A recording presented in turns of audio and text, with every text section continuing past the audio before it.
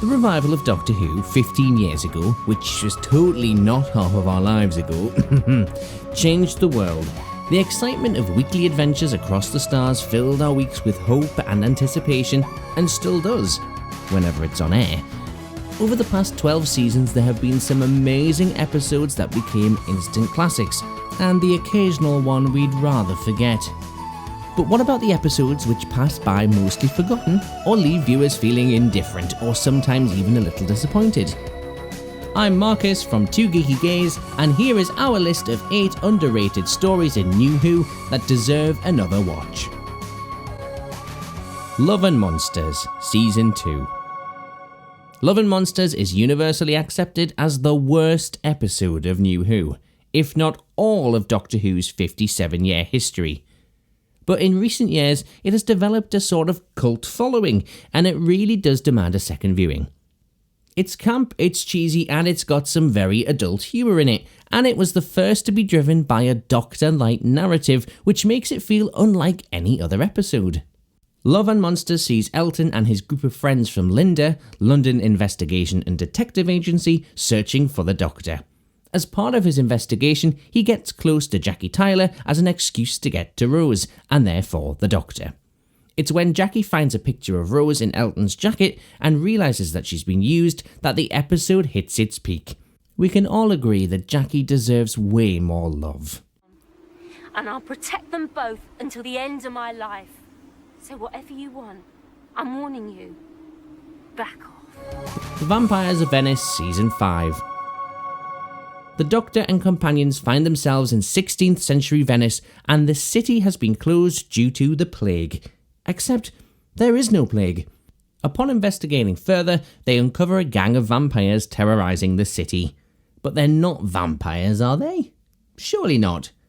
This episode is another that most people pass as average. However, another watch reveals some great character development for Amy and Rory, a unique and gorgeously designed monster, and some beautifully written scenes where Eleven gets to really shine. Let's not forget a flawless performance by Heather McCrory as Rosanna Calvieri. It also features some of Murray Gould's most unforgettable work on the soundtrack. Tear down the house of Calvieri stone by stone. Take your hands off me, Carlo. Rebel Flesh, Almost People, Season 6. In this two-parter, the Doctor and companions find themselves in an acid factory on an island in the middle of a solar storm. In order to protect themselves, while working in such a dangerous environment, the workers use doppelgangers, or gangers, to do their dirty work. When the solar storm hits, they are disconnected from their gangers, and the clones take on a life of their own and threaten war on their human counterparts. It's in the very human conversation surrounding cloning, body autonomy, xenophobia, and extremism that the episode really shines. It may be a slow burner, but as a thinking episode, it's genius and will haunt you long after the credits roll. I'm not a monster. I am me. Me.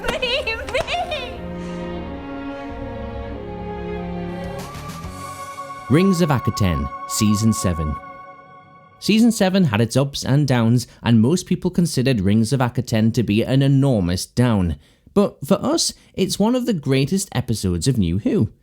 Fresh-faced companion Clara is whisked off to an alien world to witness the Festival of Offerings, but all is not as it seems. The episode gave us a lot of character development for new companion Clara, which furthered the mystery of the impossible girl. Most importantly, we were taken to an alien community on a level never before seen in NuWho.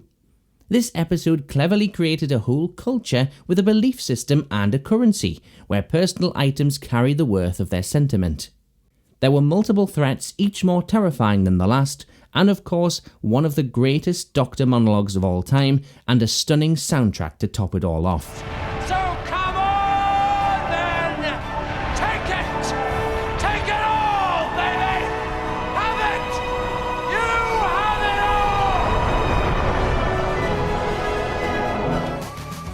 Kill the Moon, Season 8. It doesn't get much crazier than this. The moon is an egg and it's about to hatch. Nobody knows if the creature inside will be friendly or dangerous, so it's up to the people of Earth to vote on whether to let it hatch or to destroy it. Kill the Moon is a dark adventure in which the Doctor takes a backseat to put Clara under enormous pressure, a decision which ultimately drives them apart. I was helping. What, by clearing off? Yes. Yeah, well, clear off! Go on! You can clear off, get back in your lonely bloody TARDIS, and you don't come back. It's a surprising episode that opens a conversation about morals and ethics surrounding abortion and the greater good. Coming a couple of years before the Brexit vote, it foreshadowed the dangers of leaving big decisions to people who don't fully understand all the facts. Who said Doctor Who isn't political? The Monk Trilogy, Season 10. Season 10 gave us a lot of variety, in particular the Monk Trilogy. In this three-parter, mysterious monks have invaded Earth and set themselves up as divine leaders. It's a crazy, sprawling story, and each episode has its own unique style and genre. The first episode, Extremis, is a globe-spanning sci-fi thriller. It follows the Doctor and companions as they investigate a book that reveals a truth so terrible it makes the readers take their own lives.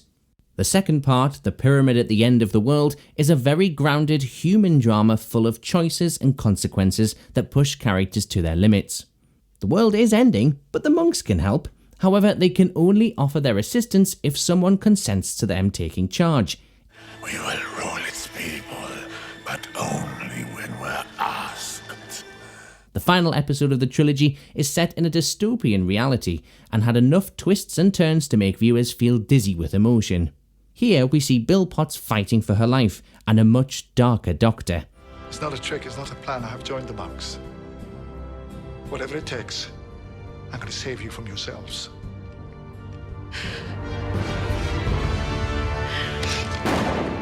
Yes, the ending was a little predictable, but it was well executed, and though cliché, the Monk Trilogy remains one of our favourite underrated New Who stories. Demons of the Punjab, Season 11. Jodie Whittaker's first series was controversial. Even her casting split the fandom. We never doubted her and loved her from day one, but even we have to admit Season 11 was meh. But Demons of the Punjab is one of the best. Yaz asks if she can meet her grandma when she was younger to uncover the origins of a curious broken watch that she was given by her. The fam end up in the middle of a very personal battle during the brutal partition of India. This is an episode that delivers everything we want from Doctor Who: an educational message, great characters, an intriguing monster, and twists and turns that lead to an emotional gut punch. We'll never not ugly cry at the end, and we'll always love that haunting version of the closing titles.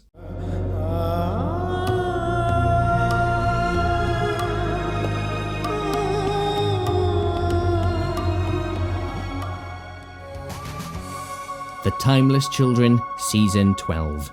Jodie Whittaker's second season was a marked improvement on her first, but it still continued to divide fans. The finale, The Timeless Children, was the most divisive episode of all time. On the surface, this was an exciting adventure, with companions facing off against the most ruthless Cybermen we've ever seen, while the Doctor goes up against the Master's latest insane plot. Little did we know that this episode would change everything we thought we knew about the Doctor and their history. The Timeless Child arc finally made sense, and we were shook. A lot of fans were upset about the revelations that came out of this story and refused to watch another episode ever again. We all know they keep coming back though. We, however, loved the surprise. It put the Who back in Doctor Who. We can't wait to see where the next series will go now that the doors are open for anything to happen for Chris Chibnall to keep surprising us. So there you have it, 8 of our favourite underrated New Who episodes. Do you agree? Let us know in the comments below, and remember to hit the subscribe button and turn on those notifications to get the latest videos when they're released. If you haven't already, remember to check out our podcast, Two Geeky Gays, the podcast, on Spotify, TuneIn, or Apple Podcasts. If you're a fan of Doctor Who, you might want to check out our Doctor Who audio series, which follows Sophie Stevens on her adventures in the TARDIS with the Doctor.